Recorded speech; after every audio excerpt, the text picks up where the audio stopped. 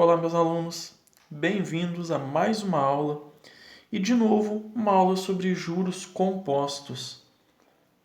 Na última aula, a gente viu toda a teoria, as fórmulas, como fazer o cálculo de juros compostos sem precisar usar aquela tabela que poderia ser enorme para a gente. Hoje, a gente vai treinar bastante. Coloquei alguns exercícios aqui só sobre juros compostos. Coloquei as fórmulas aqui, para a gente relembrar. É muito importante saber as fórmulas. Então, a pior coisa que pode acontecer é a gente saber a teoria e na hora de fazer o exercício errar a fórmula. Então, tenha elas em mente, gente. Quando vocês forem estudar, deixem a fórmula de juros, a fórmula de montante, que é o principal, já que em juros compostos a gente quer saber o final. O caminho que a gente vai percorrer é indiferente. Essa fórmula vai dar para a gente o quanto a gente vai receber ou o quanto a gente vai pagar, mas enfim, a gente vai ter o montante, o total de dinheiro que a gente vai estar estudando. Então, lembrando, a taxa sempre é em número decimal, apesar dela ser apresentada para a gente em porcentagem nos enunciados. E a taxa e o número de períodos tem que estar na mesma unidade temporal. Ou os dois em meses, ou os dois em anos, semestres, bimestres, décadas, seja o que for. A gente precisa dos dois na mesma unidade. Então agora vamos fazer uns exercícios aí para a gente treinar o uso dessa fórmula. Primeiro exercício eu digo o seguinte: calcule o montante obtido para uma aplicação na modalidade de juros compostos de R$ 1.100 a uma taxa de 2% ao mês em um período de 4 meses. Esse aqui é um exercício bem direto, só para a gente fixar os conceitos. Quando a gente pega o exercício, primeira coisa que a gente tem que ver é o que o exercício quer da gente. Logo no início ele já fala, calcule o montante. Então, a nossa variável é o montante. E depois a gente vai ver o que ele deu para a gente. Ele deu o capital, que é R$ 1.100, a taxa, que é 2% ao mês, e o período, que são 4 meses. Então, primeiro passo, o que a gente quer. Segundo passo, o que ele te deu. Terceiro passo, muito importante esse. Olhar se a taxa e o período estão na mesma unidade temporal. A taxa é 2% ao mês. O período são 4 meses. Então, olha só, os dois são mês. A unidade temporal é a mesma. Então, é só a gente pegar os nossos valores, substituir na fórmula. Vamos lá, coloquei a fórmula aí para vocês. O montante é o que a gente quer, é a variável do nosso problema. Igual. No lugar do C, vou colocar 1.100. No lugar do I, eu vou colocar 0,02. Olha lá, 0,02 é 2%. É 2 dividido por 100. No lugar do N, eu vou colocar 4.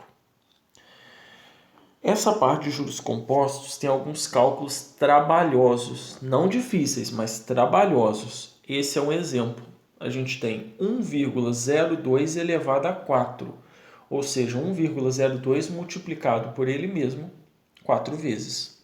Então, toma muito cuidado aí para não errar nos cálculos, hein, gente?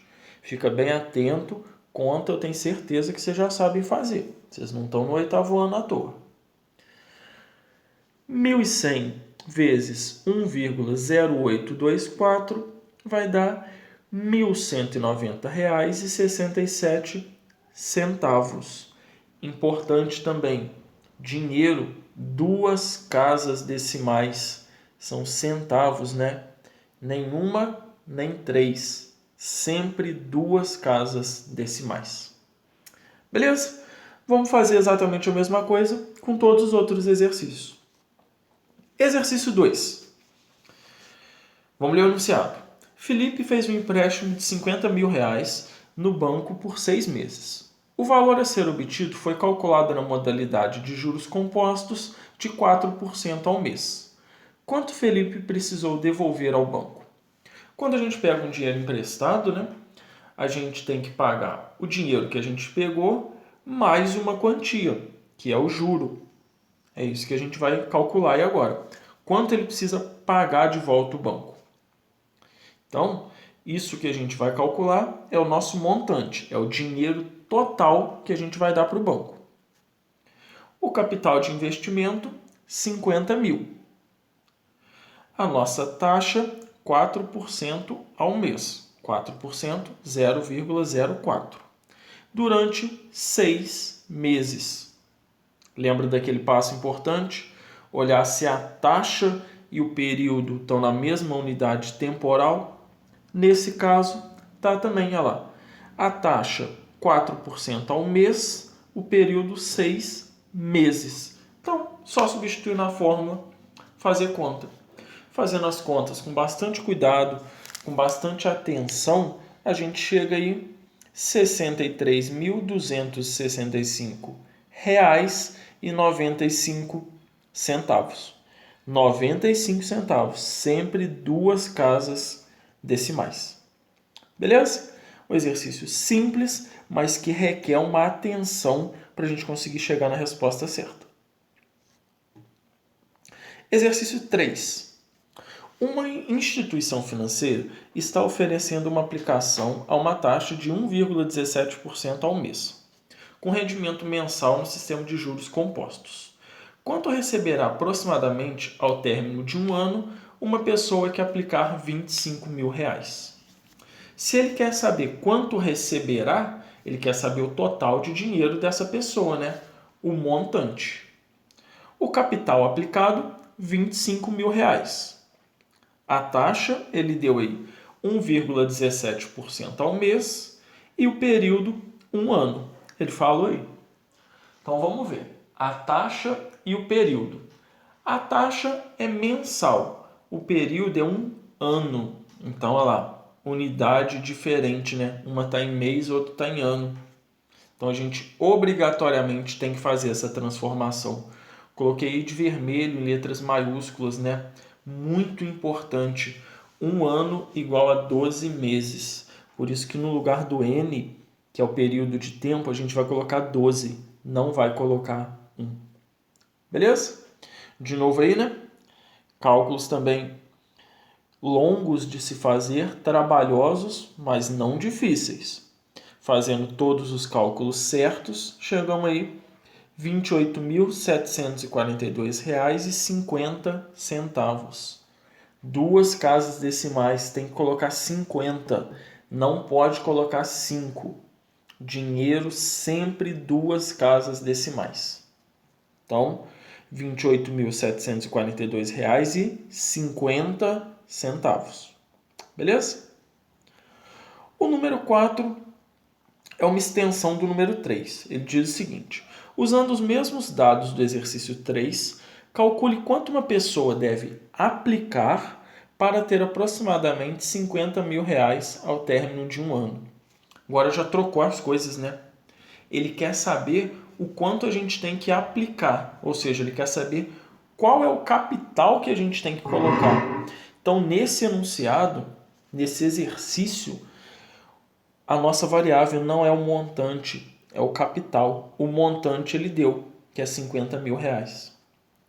Novamente, taxa e período tem que estar na mesma unidade temporal, mês e mês. Então, um ano, 12 meses.